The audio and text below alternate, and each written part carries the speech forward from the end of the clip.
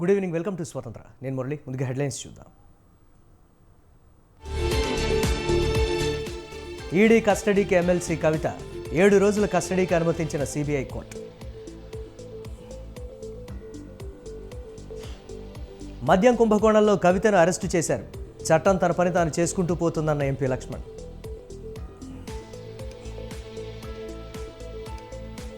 AP తెలంగాణలో ఒకే రోజు ఎన్నికలు. ఓటర్ల జాబితాను సవరించడం సాధ్యం కాదన్న ముఖేష్ కుమార్.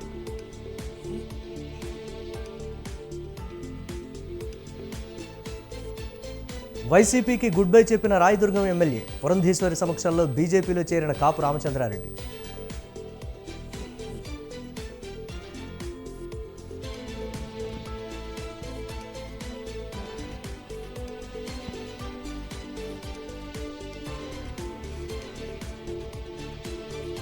తెలంగాణ ప్రయోజనాల కోసమే నిర్ణయం తీసుకున్నాను. రాబోయే రోజుల్లో కేసీఆర్తో కలిసి పనిచేస్తానన్న ఆర్ఎస్ ప్రవీణ్.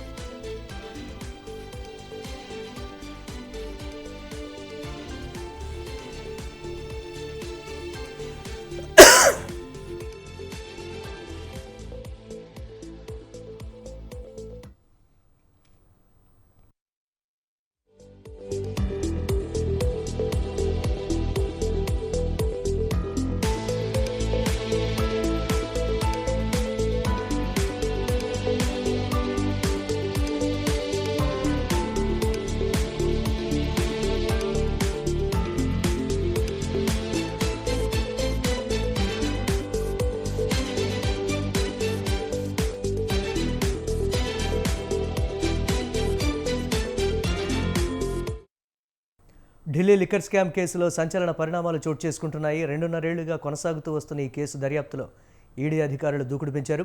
నిన్న ఎమ్మెల్సీ కవితను అరెస్టు చేసిన ఈడీ అధికారులు ఇవాళ కోర్టు ముందు హాజరుపరిచారు. ఈ కేసులో కవిత నుంచి పూర్తి సమాచారం రాబట్టేందుకు కవితను 10 రోజుల పాటు కస్టడీకి ఇవ్వాలని న్యాయమూర్తిని ఈడీ కోరింది. అయితే ఈడీ తరపు వాదనలు, కవిత తరపు లాయర్ వాదనలు విన్న న్యాయస్థానం కవితకు 23వ తేదీ వరకు 7 రోజుల పాటు కస్టడీకి అనుమతించింది. మళ్లీ 23న మధ్యాహ్నం 12 గంటలకు కోర్టులో హాజరుపరచాలని న్యాయమూర్తి ఆదేశాలు ఇచ్చారు.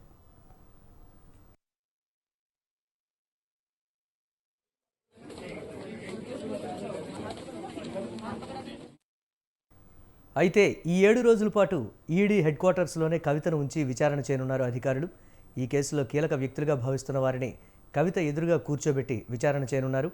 మరోవైపు ఈ 7 రోజుల రిమాండ్ సమయంలో కవితకు ఇంటి నుంచి బట్టలు, భోజనం అందించేలా కోర్టు అనుమతించింది. కాగా కవితను కలిసేందుకు ఆమె కుటుంబ సభ్యులతో పాటు న్యాయవాదులకు కూడా అనుమతిస్తూ న్యాయస్థానం ఆదేశాలు ఇచ్చింది.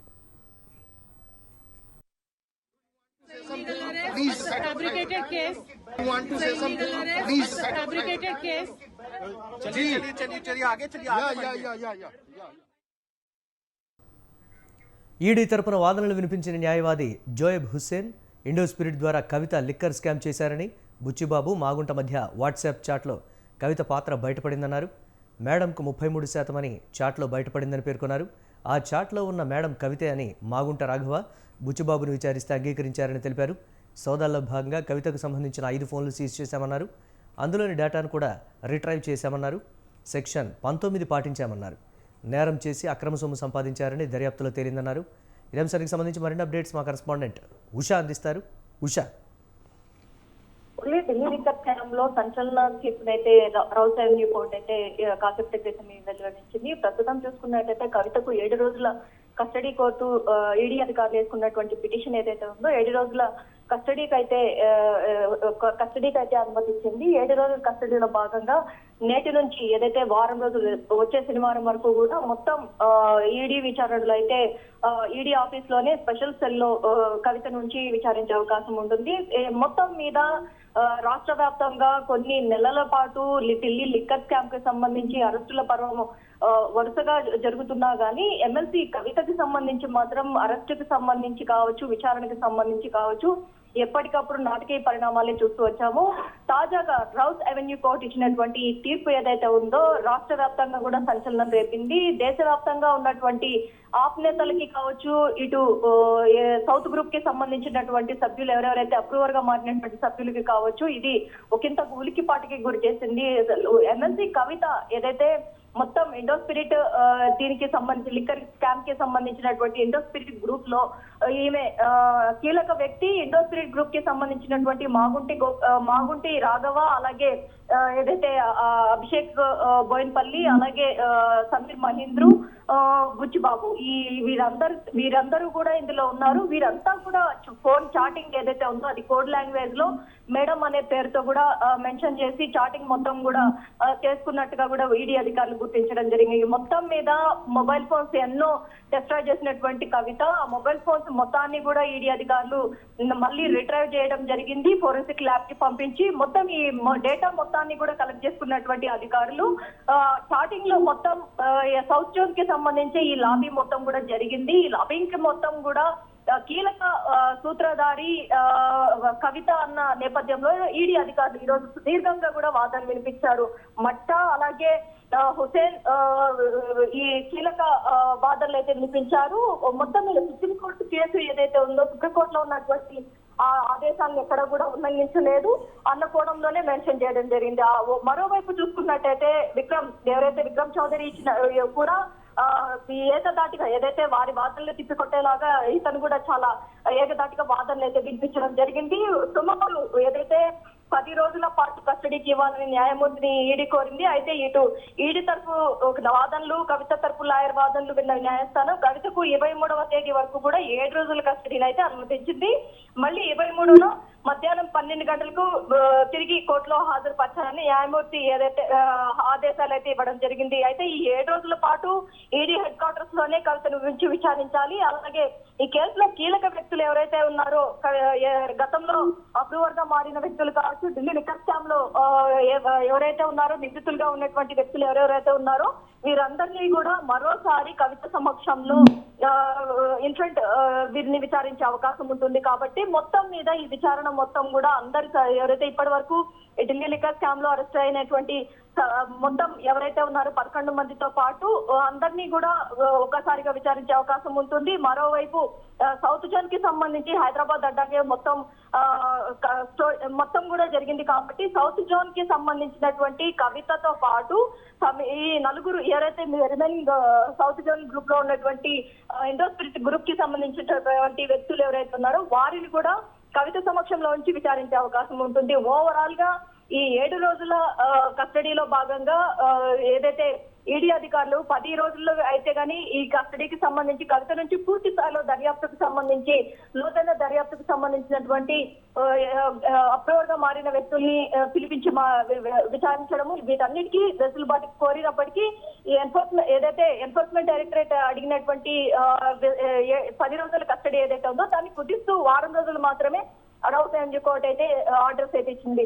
మొత్తం మీద కవితకు ఏదైతే ఫుడ్ కావచ్చు, దుస్తులు కావచ్చు, వీటన్నిటికీ సంబంధించి కూడా ఇంటి నుంచి ప్రత్యేక వెసులుబాటు అయితే కనిపించింది. మరోవైపు చూసుకున్నట్టయితే ఈడీ తరఫు వాదనలు వినిపించినటువంటి న్యాయవాది జోయబ్ హుసేన్ ఎవరైతే ఉన్నారో మొత్తం మీద గతంలో ఏదైతే 33% ఈ కేసు మొత్తంలో కూడా ఈమెకి వాటా ఉంది అన్న కోణంలో అతను చెప్పడం జరిగింది. అలాగే సోదాల్లో భాగంగా కవితకు సంబంధించినటువంటి 5 ఫోన్లను ఇప్పటికే సీజ్ చేసినటువంటి అధికారులు సెక్షన్ 19 పాటించామని కూడా చెప్పారు. అలాగే నేరం చేసి అక్రమ సొమ్ము సంపాదించిన దర్యాప్తులు తేలింది అనేది కూడా మెన్షన్ చేయడం జరిగింది. మొత్తం మీద ఇల్లీగల్ మనీ ఏదైతే ఉందో హవాలా ద్వారా ఏదైతే విదేశాలకు తరలించినటువంటి 2,500 కోట్లు ఏదైతే ఉందో నగదు ఢిల్లీ లిక్కర్ స్కామ్ కి సంబంధించి మొత్తం ఇందులో చాలా మంది లబ్ధి పొందారు. ఇందులో సౌత్ జోన్ కి సంబంధించి ఇండో స్పిరిట్ గ్రూప్ కి అధినేతగా ఉన్నటువంటి కవితకు భారీగా ముడుపులు చెల్లించారు అన్న ఆరోపణలు కూడా పక్కాగా ఉండటంతోనే ఎన్ఫోర్స్మెంట్ డైరెక్టరేట్ అధికారులు సుదీర్ఘంగా వాదనలు అయితే వినిపించినట్టుగా తెలుస్తోంది. మొత్తం మీద ఈ కేసుకి సంబంధించి కాసేపటి క్రితమే ఏదైతే ఈ కేసుకి సంబంధించి సుదీర్ఘ వాదనలు విన్నటువంటి రావుసేని కోర్టు 7 రోజుల కస్టడీకి అయితే కోరినట్టుగా తెలుస్తోంది. 7 రోజుల కస్టడీలో ఎలాంటి సమాచారాన్ని కవిత నుంచి వీరు సేకరించే అవకాశం ఉంటుంది, కవిత వీరికి ఎలా స్పందించే అవకాశం ఉంటుంది అనేది మాత్రం సర్వత్రా ఉత్కంఠగా ఉంది. Murali, right, thanks for updates Usha.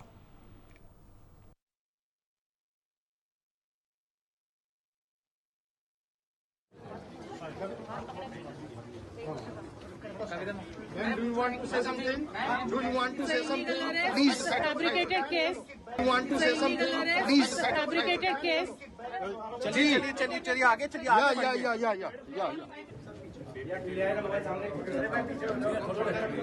या फोन डाउन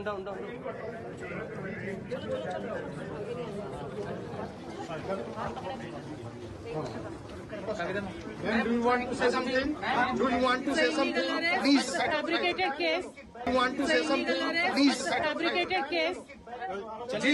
चलिए आगे या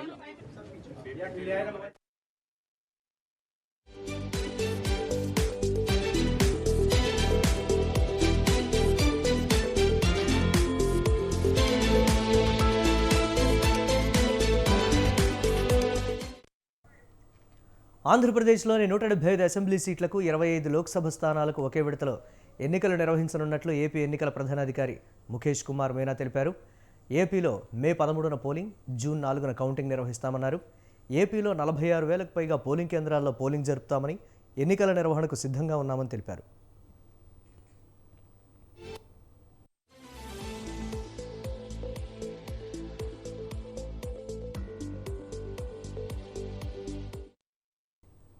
ఫామ్ 12 ద్వారా పోస్టల్ బ్యాలెట్ ద్వారా ఓటు వేయవచ్చన్నారు. 85 ఏళ్లు దాటిన వారికి ఓట్ ఫ్రమ్ హోమ్ సౌకర్యం కల్పిస్తామన్నారు. దరఖాస్తు చేసుకున్న వారికి నెలాఖరులోగా ఓటర్ కార్డులు పంపిణీ చేస్తామని తెలిపారు. ఓటర్ కార్డు లేకుంటే 12 రకాల గుర్తింపు కార్డులు చూపించొచ్చని వెల్లడించారు. కమిషన్ ఇచ్చిన ఈ రోజు డైరెక్షన్స్ ప్రకారం అపార్ట్ ఫ్రమ్ ఎపిక్ కార్డ్, అంటే ఎపిక్ కార్డ్ ఉంటే మంచిది, ఎపిక్ కార్డ్ లేనప్పుడు 12 రకాల ఐడెంటిఫికేషన్స్ని ఇప్పుడు ఈరోజు నోటిఫై చేయడం జరిగింది. ఆ 12 రకాల ఐడెంటిఫికేషన్ కార్డ్ మన దగ్గర ఉంటే in place of EPIC card identification కోసం పోలింగ్ రోజు వాడుకోవచ్చు. దాంట్లో ఆధార్ కార్డ్ ఉంది, ఎంజీ ఎన్ఆర్ఈజీఏ జాబ్ కార్డ్ ఉంది, పాస్బుక్స్ ఉంది, health insurance smart card, driving licence, PAN card, passport, pension document, service identity card, తర్వాత official identity cards of MP MLA. So 12 different types of identification document can be used by the voter for his identification on the day of polling. Election commission ఇచ్చిన ఈ రోజు directions ప్రకారం apart from epic card, అంటే epic card ఉంటే మంచిది, epic card లేనప్పుడు 12 రకాల ఐడెంటిఫికేషన్స్ని ఇప్పుడు ఈరోజు నోటిఫై చేయడం జరిగింది. ఆ 12 రకాల ఐడెంటిఫికేషన్ కార్డ్ మన దగ్గర ఉంటే in place of EPIC card identification కోసం పోలింగ్ రోజు వాడుకోవచ్చు. దాంట్లో ఆధార్ కార్డ్ ఉంది, ఎంజీ ఎన్ఆర్ఈజీఏ జాబ్ కార్డ్ ఉంది, పాస్బుక్స్ ఉంది, health insurance smart card, driving licence, PAN card, passport, pension document, service identity card, తర్వాత official identity cards of MP MLA. So 12 different types of identification document can be used by the voter for his identification on the day of polling. Election commission ఇచ్చిన ఈ రోజు directions ప్రకారం apart from epic card, అంటే epic card ఉంటే మంచిది, epic card లేనప్పుడు 12 రకాల ఐడెంటిఫికేషన్స్ని ఇప్పుడు ఈరోజు నోటిఫై చేయడం జరిగింది. ఆ 12 రకాల ఐడెంటిఫికేషన్ కార్డ్ మన దగ్గర ఉంటే in place of EPIC card identification కోసం పోలింగ్ రోజు వాడుకోవచ్చు. దాంట్లో ఆధార్ కార్డ్ ఉంది, ఎంజీ ఎన్ఆర్ఈజీఏ జాబ్ కార్డ్ ఉంది, పాస్బుక్స్ ఉంది, health insurance smart card, driving licence, PAN card, passport, pension document, service identity card, తర్వాత official identity cards of MP MLA. So 12 different types of identification document can be used by the voter for his identification on the day of polling. Election commission ఇచ్చిన ఈ రోజు directions ప్రకారం apart from epic card, అంటే epic card ఉంటే మంచిది, epic card లేనప్పుడు 12 రకాల ఐడెంటిఫికేషన్స్ని ఇప్పుడు ఈరోజు నోటిఫై చేయడం జరిగింది. ఆ 12 రకాల ఐడెంటిఫికేషన్ కార్డ్ మన దగ్గర ఉంటే in place of EPIC card identification కోసం పోలింగ్ రోజు వాడుకోవచ్చు. దాంట్లో ఆధార్ కార్డ్ ఉంది, ఎంజీ ఎన్ఆర్ఈజీఏ జాబ్ కార్డ్ ఉంది, పాస్బుక్స్ ఉంది, హెల్త్ ఇన్సూరెన్స్.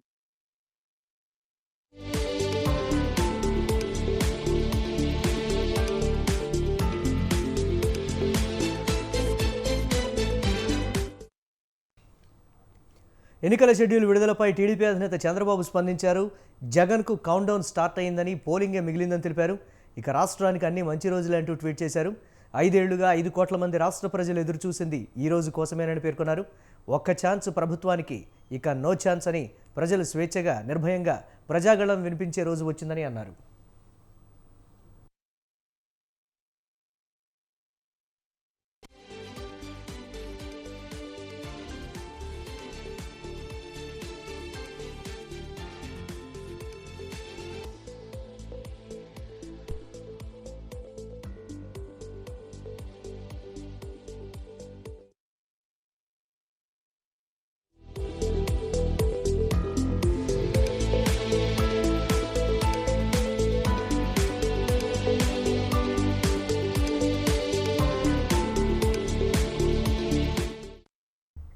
చాలా బాధతో బీఎస్పీ పార్టీకి రాజీనామా చేశానని ఆర్ఎస్ ప్రవీణ్ కుమార్ తెలిపారు.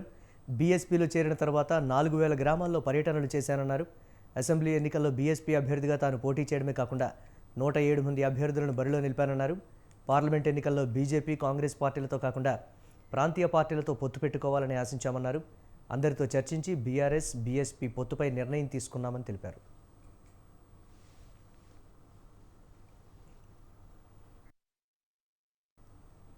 దేశంలో బీజేపీ గెలిస్తే రాజ్యాంగం రద్దు చేస్తామని అంటున్నారన్న ప్రవీణ్ కుమార్ తమకు కేసీఆర్ 2 సీట్లు కేటాయించారని గుర్తు చేశారు. బీఎస్పీ జాతీయ నాయకత్వం సైతం అంగీకరించిందన్నారు. బీఆర్ఎస్, బీఎస్పీ పొత్తు నచ్చని బీజేపీ బీఎస్పీపై ఒత్తిడి తీసుకువచ్చి పొత్తును రద్దు చేయించిందని ఆరోపించారు. పొత్తును రద్దు చేసుకోవాలని బీఎస్పీ హైకమాండ్ ఆదేశించిందని తెలిపారు. అందుకే పార్టీ నుంచి తప్పుకుంటున్నట్లు ప్రవీణ్ కుమార్ తెలిపారు.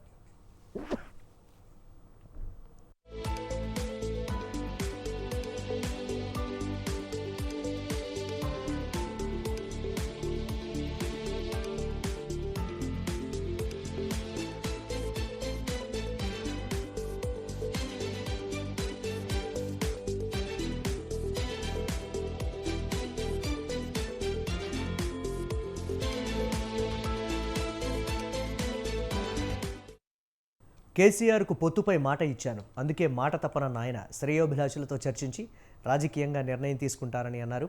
ప్రస్తుత రాజకీయ పరిణామాలపై కేసీఆర్తో చర్చించానన్న ప్రవీణ్ కుమార్ రాబోయే రోజుల్లో బీఆర్ఎస్ పార్టీతో కలిసి పనిచేస్తారని అన్నారు. ప్రతి కార్యకర్తకు కూడా నేను హృదయపూర్వక పాదాభివందనాలు తెలుపుతున్నాను. ఇప్పటికి కూడా నేను బహుజనవాదినే, నా గుండెల్లో బహుజనవాదం ఎప్పుడు కూడా ఉంటుంది. కానీ ఒక్కటి మాత్రం చెప్తున్నా, నేను ఎలాంటి ఒత్తిళ్లకు తలొగ్గను. ప్రాణం పోయినా సరే రాజ్యాంగాన్ని రక్షించుకుంటాం, రాజ్యాంగాన్ని కాపాడుకుంటాం.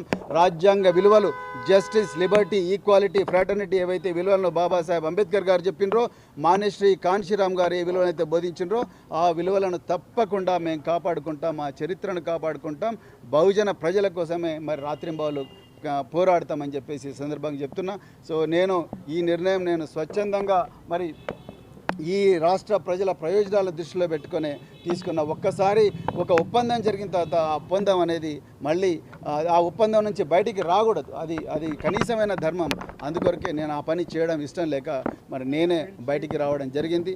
సో నేను మళ్ళొకసారి చెప్తున్నా, బైంజీ కుమారి మాయావతి గారు ఉక్కు మహిళ, మరి ఉత్తరప్రదేశ్ మాజీ ముఖ్యమంత్రి గారు, వారు నిజంగా చాలా గొప్ప వ్యక్తి. వారు నాకు ఒక చక్కటి అవకాశం కల్పించారు. వారికి హృదయపూర్వక ధన్యవాదాలు తెలుపుతా ఉన్నా. అదేవిధంగా బహుజన్ సమాజ్ పార్టీ నాయకులకందరికీ ధన్యవాదాలతో పాటు తిరిగిన ప్రతి కార్యకర్తకు కూడా 2023 అసెంబ్లీ ఎలక్షన్లలో బహుజన్ సమాజ్ పార్టీ అభ్యర్థిగా నేను పోటీ చేయడమే కాకుండా 107 మంది అభ్యర్థులను బరిలోకి దించి మరి చాలా గొప్ప మరి ఎన్నికల పోరాటం చేయడం జరిగింది. అయితే మరి మేము అనుకున్న ఫలితాలు రాలేదు. దాని తర్వాత మళ్ళీ పార్లమెంటు ఎన్నికలు వచ్చినాయి. పార్లమెంట్ ఎన్నికల్లో సందర్భంగా మరి పార్టీ ఆదేశాల మేరకు, పార్టీ మరి మార్గదర్శకాల మేరకు ఇండియా అలయన్స్తో కాకుండా అంటే బీజేపీ కానీ లేకపోతే కాంగ్రెస్తోని పొత్తులో ఆ కూటముల్లో ఉండే పార్టీలు కాకుండా మరి ప్రాంతీయంగా ఆ కూటమిలో లేని పార్టీలు ఏవైనా ఉంటే ఆ పార్టీ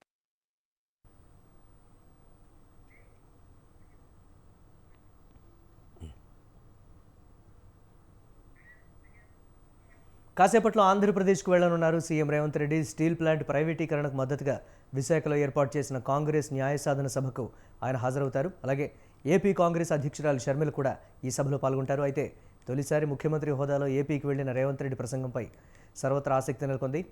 ఇదే అంశానికి సంబంధించి మరింత సమాచారం మా ప్రతినిధి ప్రదీప్ అందిస్తారు.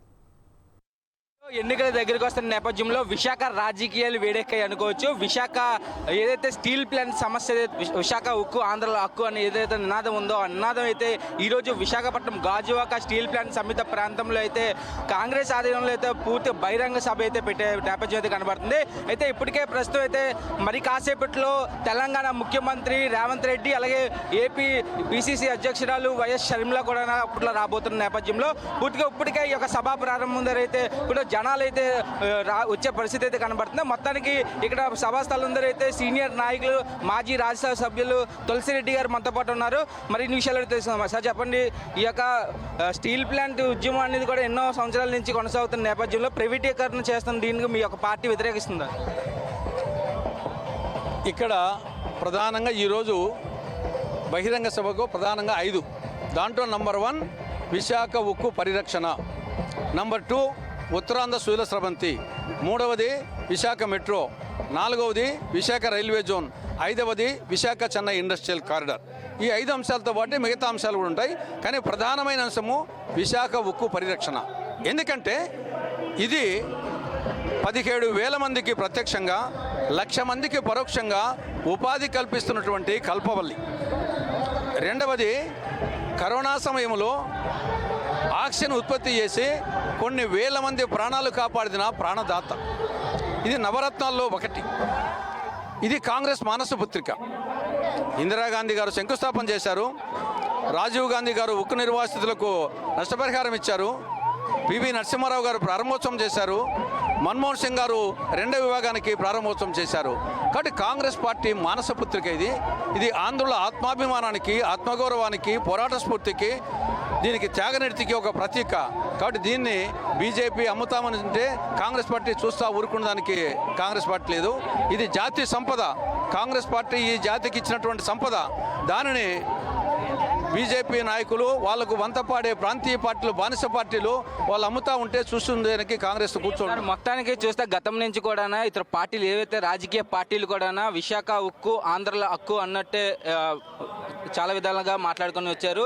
విశాఖ ప్రైవేటీకరణ ఏదైతే స్టీల్ ప్లాంట్ ప్రైవేటీకరణ చేస్తున్న నేపథ్యంలో ఏ పార్టీ కూడా అడ్డుకోలేకపోయింది. మీ పార్టీ రానున్న ఎన్నికల్లో గెలిచిన తర్వాత అడ్డుకునే పరిస్థితి ఉంటుందంట.